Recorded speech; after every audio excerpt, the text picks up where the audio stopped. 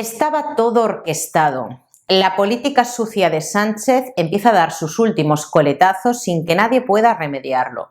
De hecho, va a ser muy difícil que una parte de la población, los tradicionales votantes del Partido Socialista, vuelvan a confiar en la izquierda después del paso por la política de este hombre, de Pedro Sánchez.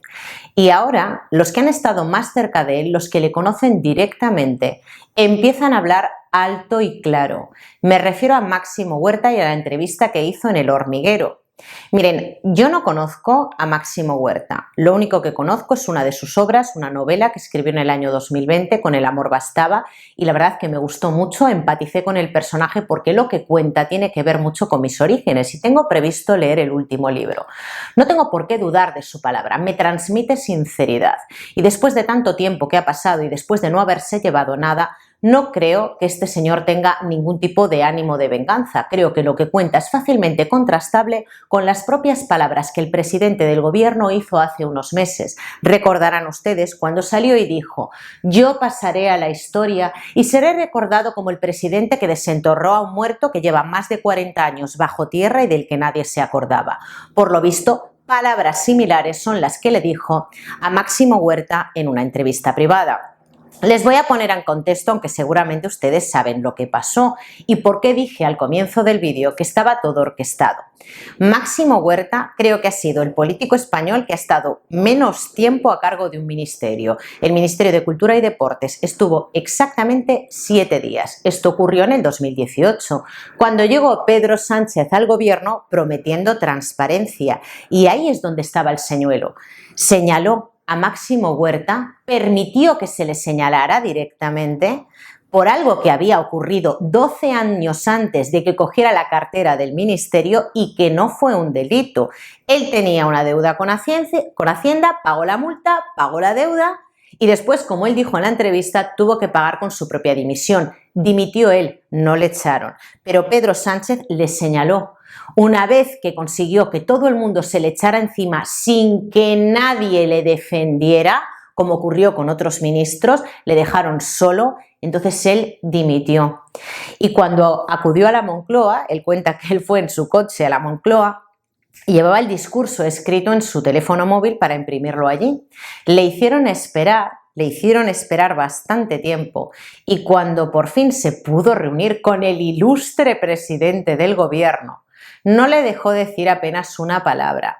Empezó a decir lo que ya hemos visto públicamente: el presidente más narcisista que ha habido en este país en los últimos años de democracia. Es increíble. Empezó a decir: fíjate cómo han terminado todos los presidentes del gobierno. Aznar, Rajoy, Zapatero, Felipe González.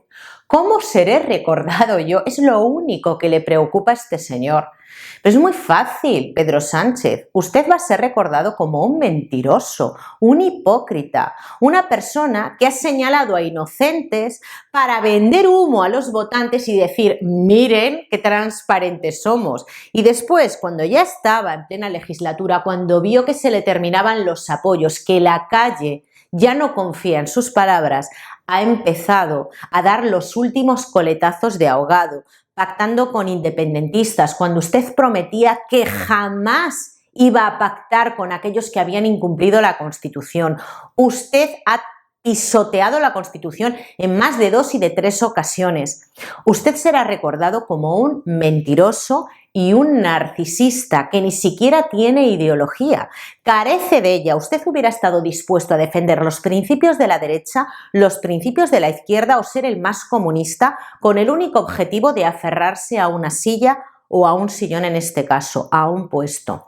Y esto lo va a pagar caro en las próximas elecciones. De hecho, estoy esperando, deseando que ocurra ese momento y verá usted cómo la calle le responde. Usted va a ser recordado precisamente por eso.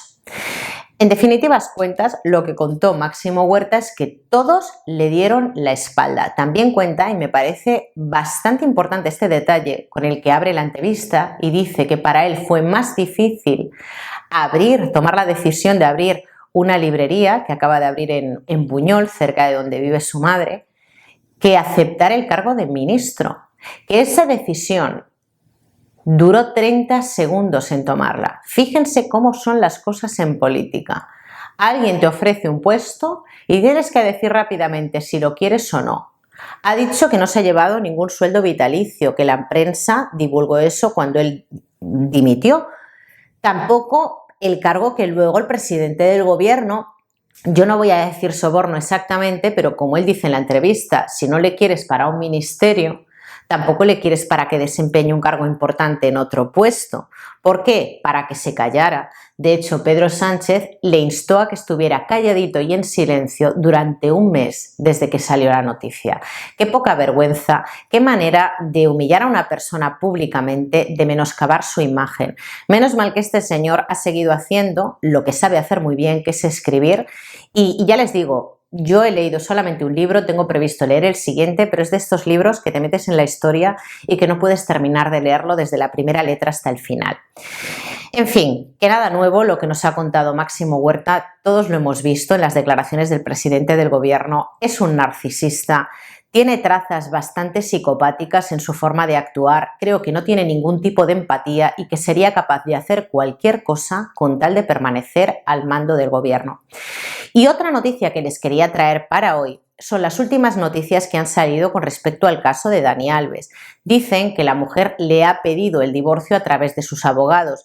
Esto no le beneficia nada de cara al procedimiento judicial. No tiene nada que ver directamente con los hechos que se van a enjuiciar el día de la vista, ¿no? El día del juicio, valga la redundancia. Pero la mujer le está quitando bastantes apoyos. Supongo que será por la infidelidad y haber reconocido él públicamente que ha mantenido relaciones con esta chica. Pero lo que dice su abogado en el recurso, que yo no he tenido la oportunidad de leer, me estoy haciendo eco únicamente de lo que dice la prensa, es que no coincide la declaración de la víctima con las imágenes que aparecen grabadas del local. Por lo visto, no es cierto. Escuchen, solo les estoy transmitiendo lo que dice la prensa. Lo que dice la prensa, ni muchísimo menos, tiene por qué ser la verdad universal. Ninguno, ni yo, ni ustedes, tenemos acceso a los autos. No sabemos qué es lo que hay ahí. La prensa dice, y yo les digo, tengan cautela, porque al final, lo hemos visto en muchas ocasiones, poner la espada de Damocles encima de una persona y señalarle como culpable es muy peligroso, al igual que también es muy peligroso restarle credibilidad a la víctima. Nos encontramos en la gama de los grises y yo únicamente les quiero transmitir en el vídeo los datos que yo voy recopilando de prensa y por lo visto la víctima incurre en ciertas contradicciones que pueden ser producto del nerviosismo. Hay que dejar las cosas un poco ahí en cuarentena. Ella dice que es él el que le invita a pasar a ese reservado, por lo que se ven las imágenes, o es lo que ha trascendido la prensa en palabras del abogado de Dani Alves. Hay un lapso de 2 minutos en los que entra él primero a ese reservado y después entra ella. Creo que se van a agarrar a ese lapso de tiempo que media entre que él entra y ella va para decir que esas relaciones fueron consentidas. Igualmente, y como les he dicho, desde que empecé a hablar de este caso, lo que ocurrió en ese reservado solo lo saben ellos. Son pruebas, por supuesto, del contexto de esa situación, qué es lo que pasó antes, qué es lo que pasó después, eso lo tendrá que valorar la jueza de instrucción, pero lo que pasó dentro solo lo saben ellos. Y la palabra de la víctima en estos casos tiene fuerza probatoria cuando no incurre en contradicciones, es persistente durante toda la fase de instrucción y no se puede objetivar ánimo de venganza en esta mujer o en la denunciante, en el caso que sea. Hoy no tengo muchas más cosas que contarles. Muchísimas gracias por verme, gracias por darle me gusta al vídeo, por compartirlo y como siempre les digo un placer y nos vemos mañana.